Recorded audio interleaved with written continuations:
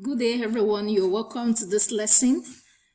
Today we are looking at the subject religion and national values, and our emphasis is on social studies.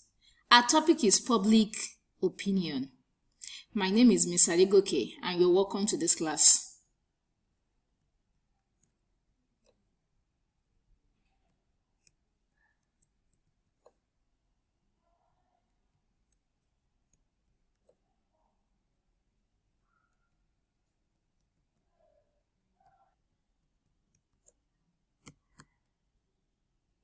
Yes, at the end of this lesson, you should be able to define public opinion, mention the importance of public opinion, and state reasons for the encouragement of public opinion.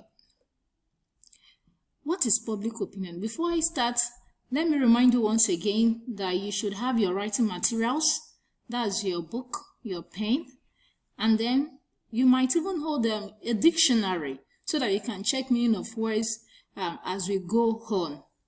Though I'll be explaining, but just in case, you just need to get every information as clearly as possible. Okay, what is public opinion? Sometimes when something happens, even in the house, women can say, "What do you think?" Or "Why will you do that? Can you explain why you've done that?" Even at times, aside the home, in the school, in the class, sometimes children are asked, "What do you think of this?" We want your opinion. We want your ideas. We want your views. Now we are looking at public opinion, and the public here refers to all the people that are living in a community. Okay, so we come here. What is public opinion?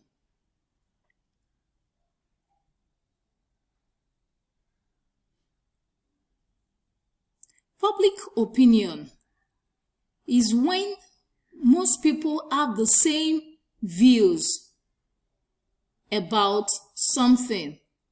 When people have the same views about something, they agree to the same thing. That is what we call public opinion. When most people have the same views, it does not mean that everybody agrees, but it means that most people, agree on that idea. That's what we call public opinion. Now look at this. Whenever something happens, whether good or bad, some people will support it or oppose it.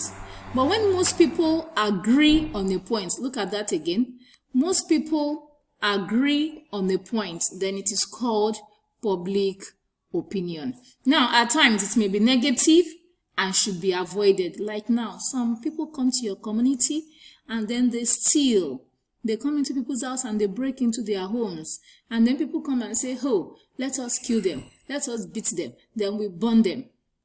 Of course, people are doing that because they are hungry. But if majority says, "Oh, let us beat them. Let us even burn these people who have come to steal." Now, majority may agree that they should burn. But is that right? No, because we have the police. And it is the duty of the police to arrest criminals and, they know how to punish them for the offense they have committed. So sometimes the public opinion may be negative and it should be avoided. Okay, now we want to look at why people think differently about the same thing. When something happens, some people will say, "Oh, let's turn to the right." Some people will say, "No, let's turn to the left." Like I mentioned earlier, if somebody steals, a lot of people are angry and it is what they have done is wrong. Nobody should steal. But when they see, some people are like, "Oh, let us beat them. Let us do something that will harm them." And some people will say, no, let's wait for the police. Let's call the police. Let the police come. No, some people will say, "No, we want to discipline them ourselves." Now, different people, they think differently about the same things. Why? Number one, they have different experiences. Some people believe that everything, they must, if somebody does anything bad to them, they must give it back to the person back like that. You do something bad, they do something bad to you. But some people think that if you do something bad, then I shouldn't do something bad because it will make me a bad person. If somebody does something bad, I should look for a way that it can be corrected, in the right way. So different people have different experiences. That's why they think differently. Another one is that people have different reasoning. The way some people reason is different from the way others reason. People have different reasoning, and then people have different upbringing. That is the way they are trained from when they were little, from when they were children. Some people, if you just mistakenly step on them, they will beat you. They can even slap somebody. They can even abuse, and some people, when you step on them, they say, oh, you have stepped on me and you must have made a mistake. They will address the situation. But some people will not address the situation. They will just look for a way, to cause trouble. It depends on the upbringing, how people are brought up. Then people also think differently because of the style of life. In some families, the parents encourage the children to do that which is right. They tell them not to fight, and then they tell them not to abuse people, adults, their mates, people that are younger than they are. In some families, the children are brought up well. And in some families, even they fight even in the family. The children are always fighting. Even in some families, the parents are fighting. And because of this, the children, when people are fighting in the home, and the people want to see who will win, who can fight more. When these children come out, what will happen? They are the type that will come and say, oh, let us fight them. Let us beat them. So because of the style of life that people have, they think differently. And also on the level of education, because some people are very learned, and their learning has affected their character.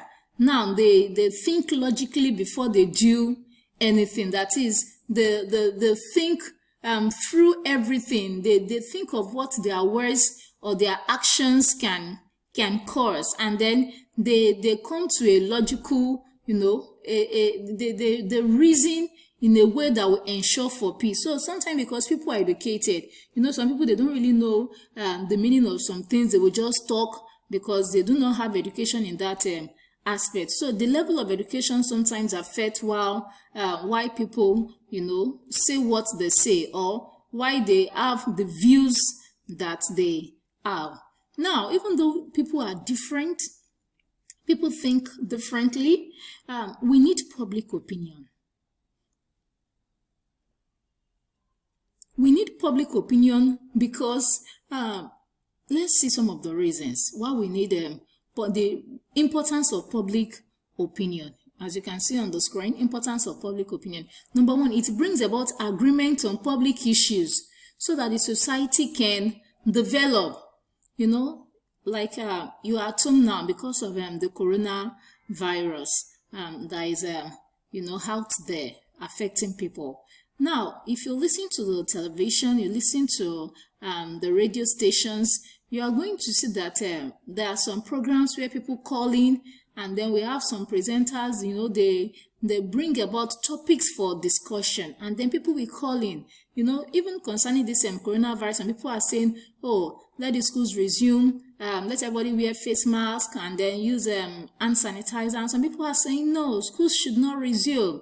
Let people stay at home so that they can still take care of themselves. That is what we call public opinion. Well, as people are giving their opinions, there will be agreement. If more people say, oh, let everybody still remain at home, then government may say, okay, maybe they should still remain at home.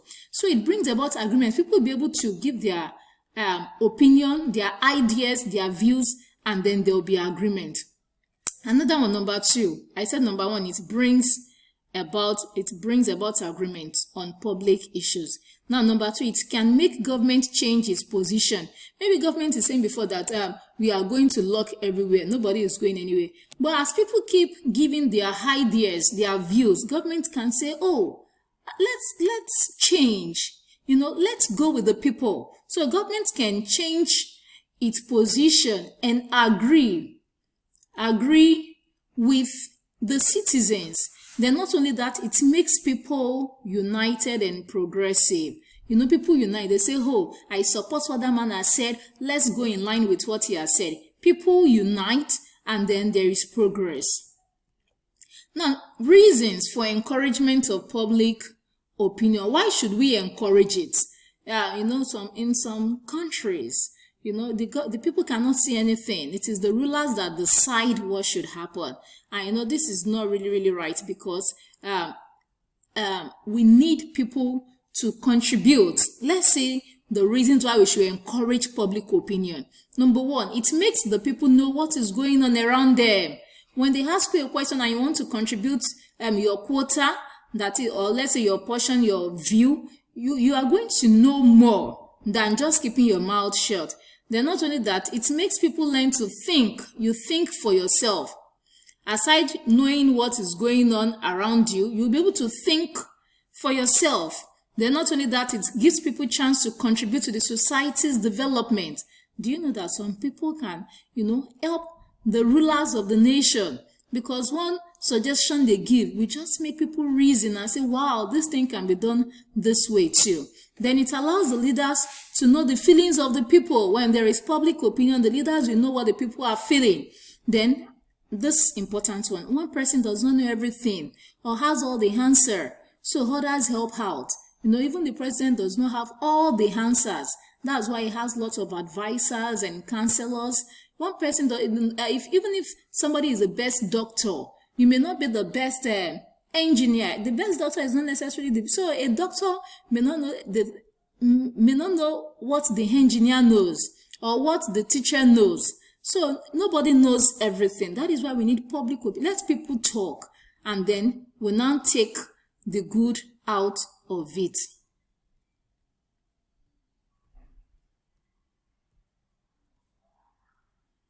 Okay. In conclusion, public opinion is when most people have the same views about something. Now, this evaluation, you are to try it. What is public opinion? Then state 3 importance of public opinion, and then list 4 reasons for encouragement of public opinion. Thank you. Do enjoy the rest of your day.